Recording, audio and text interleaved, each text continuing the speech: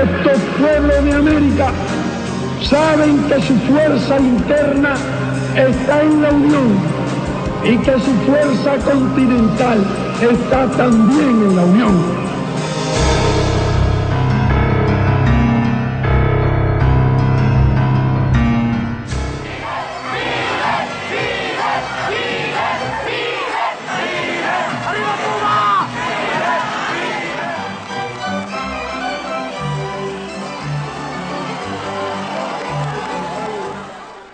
No es aventurado pensar desde el punto de vista político en una asociación de estados latinoamericanos. ¿Por qué no pensar en eso?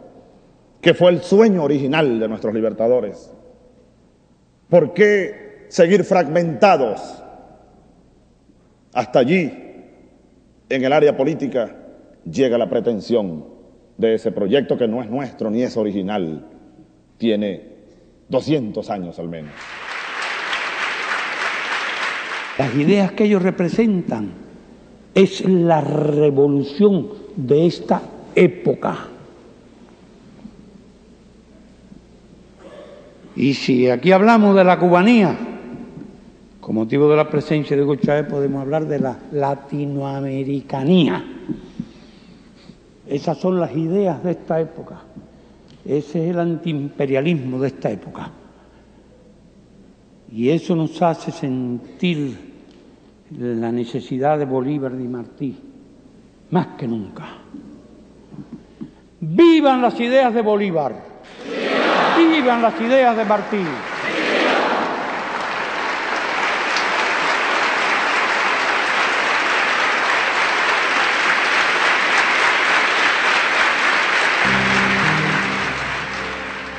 El 3 de diciembre de 2011 nació oficialmente la Comunidad de Estados Latinoamericanos y Caribeños, el espacio de integración más importante del continente. Por primera vez se reunían los 33 países de la región sin Estados Unidos. Por primera vez se materializaba el sueño de los próceres independentistas de ver a una América unida, justa y soberana, comprometida con un destino común. Pero mucho camino tuvo que andar la América para fundar el mecanismo regional más significativo de los últimos años. Fue Simón Bolívar quien primero trató de impulsar una confederación de repúblicas de la América hispana con la idea de crear la más grande nación del mundo, menos por su extensión y riquezas que por su libertad y gloria. Después de encabezar la revolución contra la metrópolis española y fundar la Gran Colombia, Bolívar no tardó mucho tiempo en advertir de forma visionaria las verdaderas apetencias imperialistas en la región. Estados Unidos parecían destinados por la providencia para plagar la América de miseria en nombre de la libertad. Y es que Estados Unidos, desde los primeros intentos de asociación continental, boicoteó todo proyecto de unidad entre los pueblos de la región con el fin de garantizar la dominación política, económica y militar sobre el continente. Años después, José Martí, el apóstol de Cuba, seguidor del pensamiento bolivariano, escribía el ensayo Nuestra América con un profundo antiimperialismo. Yo vengo de todas partes. El líder de la revolución cubana, Fidel Castro, continuador del ideario martiano y bolivariano, comprendió tempranamente la necesidad de crear una alianza común de naciones que pudiera hacer frente al imperialismo y sus intereses expansionistas. En su programa político La historia me absolverá, el joven abogado que luego organizaría la última guerra de liberación en Cuba, convirtió el pensamiento de José Martí en guía de acción como defensor del legado latinoamericanista del siglo XIX.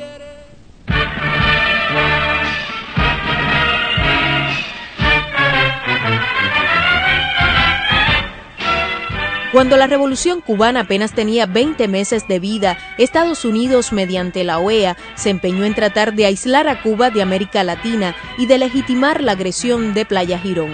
En la primera declaración de La Habana, Fidel rechazó el dominio imperialista y reafirmó su fe en que la región marcharía pronto unida y vencedora.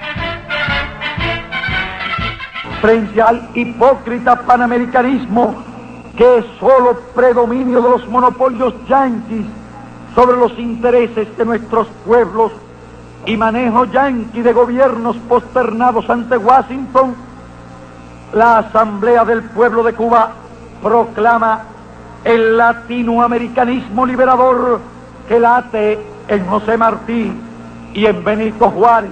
En enero de 1962, la reunión de cancilleres de la OEA en Punta del Este, Uruguay, oficializó la expulsión de la isla de este organismo, calificado por Raúl Roa, el canciller de la dignidad, como el Ministerio de Colonias Yanqui. Las agresiones arteras y cobardes de un imperio cuya derrota está señalada por la historia, impulsa a los cubanos a la definitiva realización de su destino histórico como protagonistas de la primera revolución socialista de América. En los 70 y 80, Fidel dejaba claro que su país no podía ni debía regresar jamás a este organismo. En cambio, Cuba estaría dispuesta a pertenecer a una organización regional que no tuviera su sede en Washington, sino en una capital latinoamericana.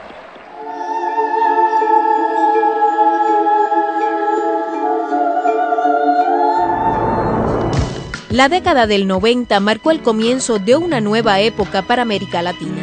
La caída de las dictaduras militares en el continente y el fracaso de la política norteamericana para aislar a Cuba de la región favoreció la participación de la mayor de las Antillas en las cumbres iberoamericanas. El líder histórico de la revolución aprovechó estos espacios para defender nuevamente la invariable fidelidad de la isla a los principios de unidad e integración latinoamericana y caribeña.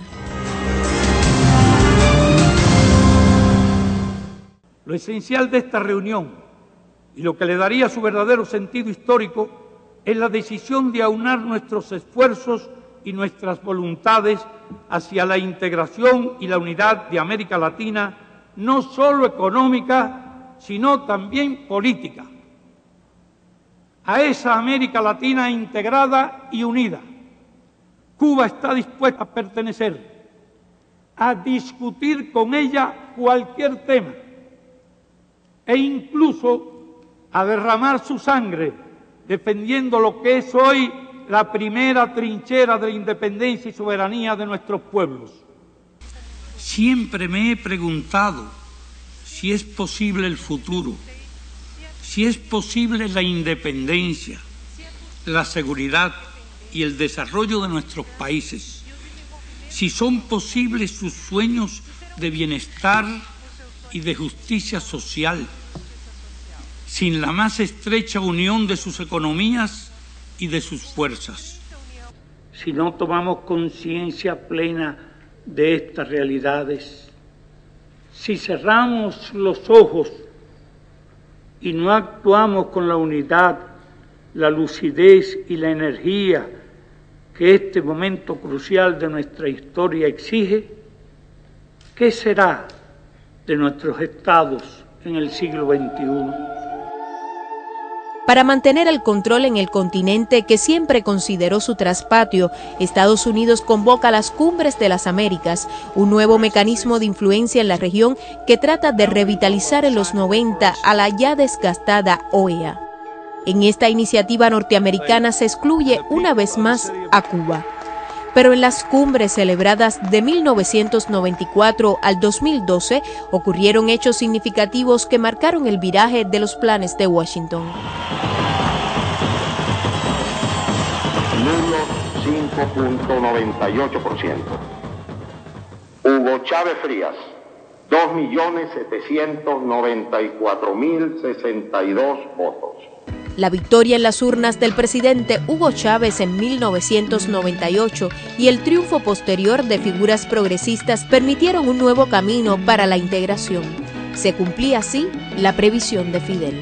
El ALCA era un gran peligro de absorción, era un gran peligro de anexión.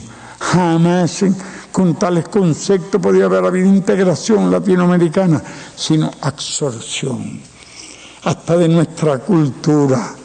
Nos habían sembrado otra cultura, otros conceptos, y nada es tan valioso como la cultura. El presidente bolivariano Hugo Chávez se convirtió en el principal artífice de los procesos de integración en la región.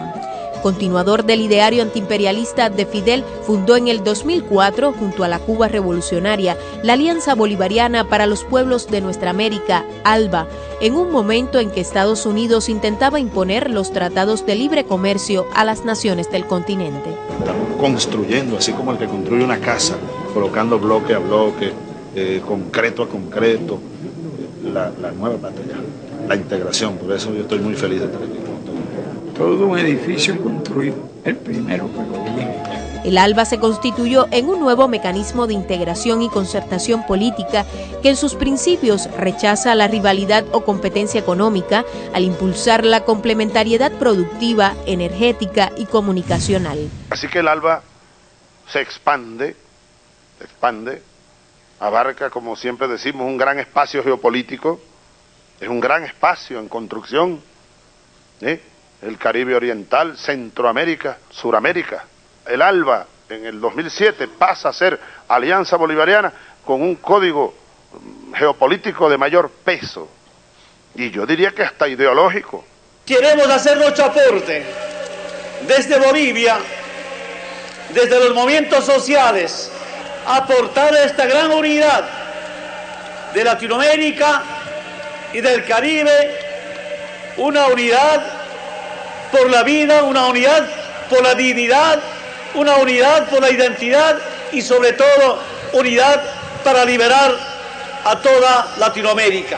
Los países del ALBA tenemos el privilegio de contar con un modesto esquema integrador construido sobre bases y principios de igualdad. Cuba ratifica la vocación solidaria que ha caracterizado sus lazos con los pueblos de América Latina y el Caribe. La derrota del ALCA en el 2005 representó una victoria para América Latina, en una etapa en que Estados Unidos pretendía imponer a la región el consenso de Washington, el neoliberalismo, y cuando Cuba se había quedado prácticamente sola después del derrumbe de la Unión Soviética. Nuestros pobres, nuestros excluidos, nuestros países, nuestra democracia ya no soportan más que sigamos hablando en voz baja. Es fundamental hablar con mucho respeto y en voz alta para construir un sistema que nos vuelva a contener a todos en un marco de igualdad y nos vuelva a devolver la esperanza y la posibilidad de construir, obviamente, un mundo distinto y una región que esté a la altura de las circunstancias que yo sé que los presidentes desean y quieren. Como Maradona, que disparaba desde la media cancha y sorprendía a todo el mundo, así vino Kirchner hoy. Fracasó el consenso de Washington, qué gran verdad ha dicho, lo cual implica que hay que hacer otro consenso, el del sur, el Mercosur, la unidad del sur, ese es el consenso nuestro. La Cumbre de las Américas en Cartagena convirtió la ausencia de Cuba y la necesidad de poner fin a su exclusión en el punto cardinal del debate. Otro ejemplo de las consecuencias de no superar los paradigmas del pasado, de la ausencia de puentes y de creatividad, es el caso de Cuba. El aislamiento, el embargo, la indiferencia, el mirar para el otro lado, han demostrado ya su ineficacia. En el mundo de hoy no se justifica ese camino. Es un anacronismo que nos mantiene anclados a una era de Guerra Fría, superada hace ya varias décadas.